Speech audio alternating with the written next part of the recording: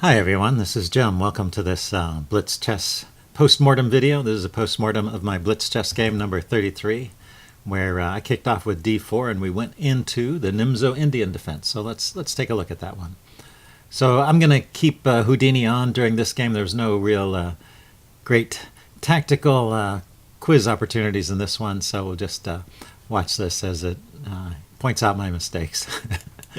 So we start out with d4 here, knight f6, c4, and e6. So this is one way to get into the most common way to get into the Nimzo-Indian. You can see these are all very popular moves here.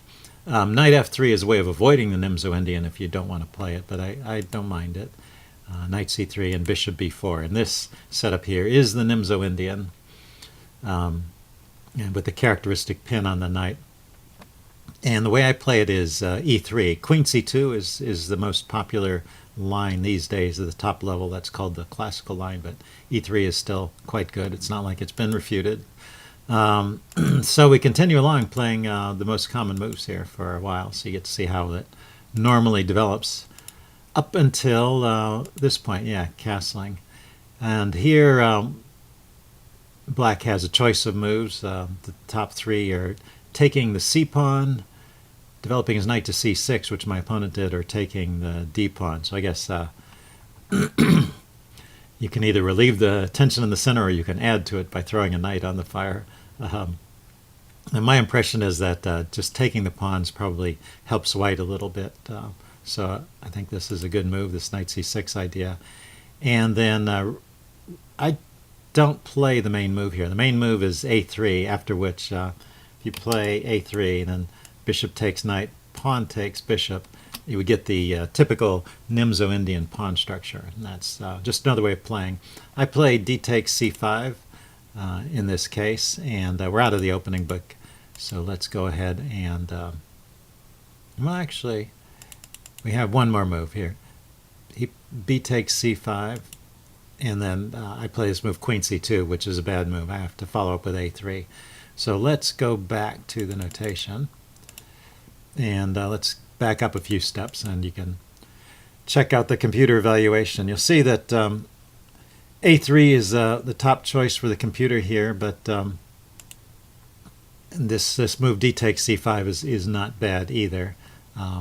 Bishop takes. It's just that it has to be followed up properly, and the next move I play, which is queen c2, is a mistake.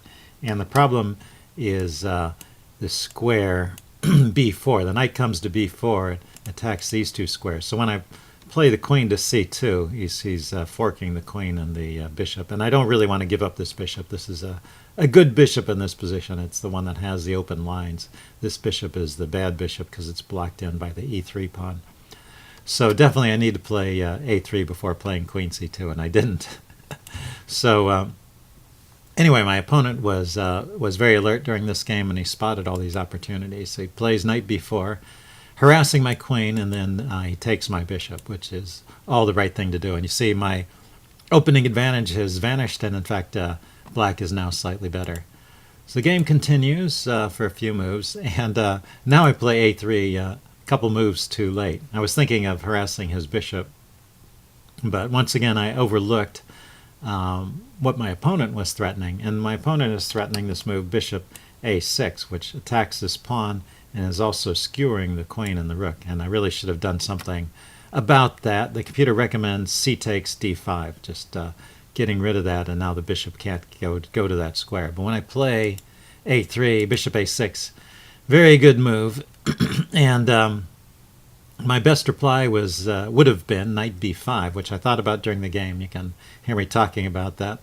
That leaves me with an ugly structure and leaves Black with a significant advantage. He's got two pawns holding back three pawns, and he's got an extra pawn in the center. So Black would be doing well. He has the two bishops as well. So, oh, actually, no. If I move my knight there and he trades it off, then he would be giving up the two bishops advantage, but he'd have a strong advantage with his extra pawn in the center. So I didn't do that, but the move I played was worse. What I overlooked was that when he takes, my queen is hanging, so I have to do something about this immediately.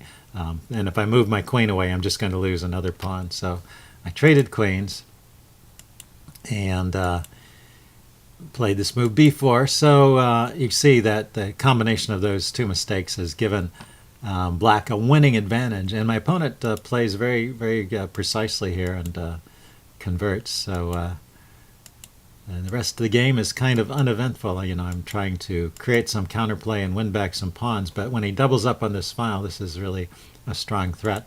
And it's a nice idea. He doesn't have to trade. He can just place his bishop, his rook. He can place his rook on the d2 square, and if I take it, he gets another rook there. So he can infiltrate my camp, and I can't really do anything about it. I do trade once and use my knight to defend the bishop, which was hanging. But now my pieces are all just in a mess. Every piece is tied up defending another piece, it seems. And so he brings his pieces in, takes advantage of my awkward situation here as I am desperately trying to untangle. And somewhere around here, the game is basically lost. Yeah, this knight is pinned and there's no way out. And maybe the game has been lost for some time now. But you keep on playing as long as there's a chance your opponent might make a mistake. And so I played on a few more moves, but that was pretty much it. Piece up. And I went ahead and resigned at this point. The smoke is cleared. He's just got an extra piece and an extra pawn. And no way for me to put a stop to this. In fact, he's got this idea of the bishop coming here with check and then just pushing this pawn through. So he's in pretty good shape here. Anyway, good game, L Clown, and hope you guys enjoyed this brief post-mortem, and I'll see you again soon. And leave any comments you have in the section below. Thanks. Bye.